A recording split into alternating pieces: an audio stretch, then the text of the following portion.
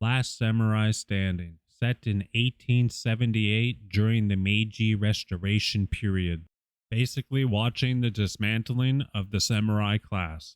This is the death of feudal Japan, echoing the post-Boshin War fallout where imperial guns rendered traditional warriors a relic overnight. We got 292 warriors lured to a location with the promise of 100,000 yen to better their lives, but they find out they're just on another Japanese game show, baby.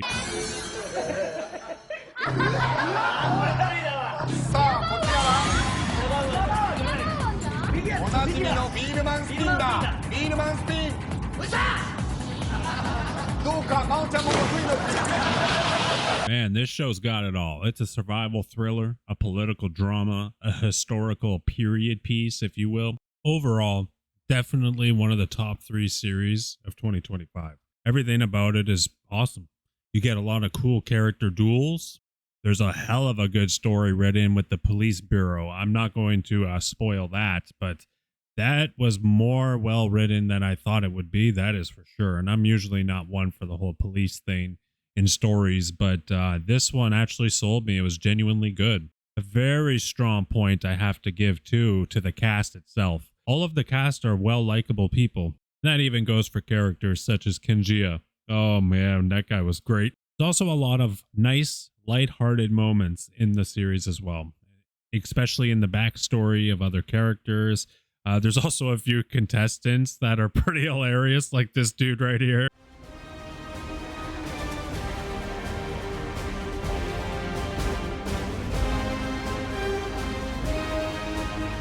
Excuse me, which way is Chidio?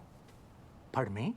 I think I took a wrong turn. Definitely deserves a point for the choreography as well. Equally, by the same coin, there was a lot of amazing cinematography as well. Even have a sprinkle of some supernatural-esque stuff with Genocide. This dude's scary, man. This guy's something else, bro. You definitely don't want this dude coming after you, man. Ain't no chance against him, bro. There's just a hell of a lot of well-designed thought put into this series, and there's a lot of well-crafted subplots as well, like from people having to compete because otherwise their entire school and village would be shut down, to others needing to compete for that money to get medicine. Some of those dudes are just there to have a good old fight once again. Season 1 left us with a ton of cliffhangers, but also, if it does get greenlit for season 2, I'm sure they will answer this. I mean, they have to. They have to.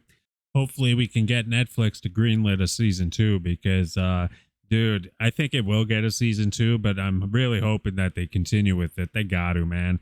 There's so many characters remaining by the end of the series, and it's like really strong characters. So you definitely got to give us a season 2. You can't be leaving us on these kind of cliffhangers, man. You just can't be doing this to us. Okay. So I would say overall, you have an 8 out of 10 series right here.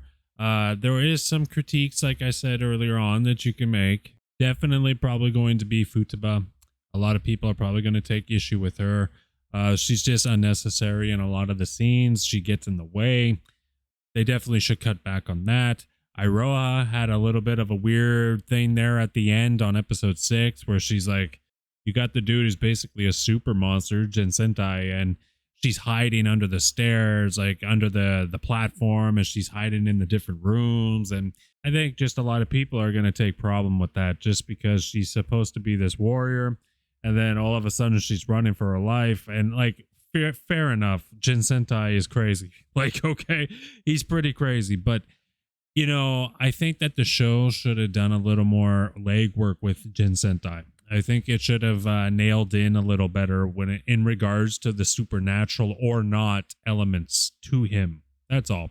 And I think that the show should have just answered that a little better, in my opinion. But that's about it. That's the only thing I would critique the show about. I guess the only other thing would be with Shujaro is the emotional moments regarding his wife and his child, right? Like the whole motivation for him to even be here in the first place. I think they should have expanded on that a little bit. They kind of just hit it with a quick, hey, here's a flashback. And then there was one part where it just showed her laying down. And it's like, well, I don't know. I think they should have did a little more with that to show and really drive home his motivations. That's all. But okay, that's going to be it for me. but I would give the whole series an 8 out of 10. And I really heavily suggest you guys go and watch it. I purposely didn't say a lot of things in this review, and that's on purpose because I think if you really dive deep into it, that could be like another video or something. But I feel like if I really ripped it apart, it would spoil the whole damn thing, right? So go and watch it, dudes. It's amazing. Have a good one. Peace.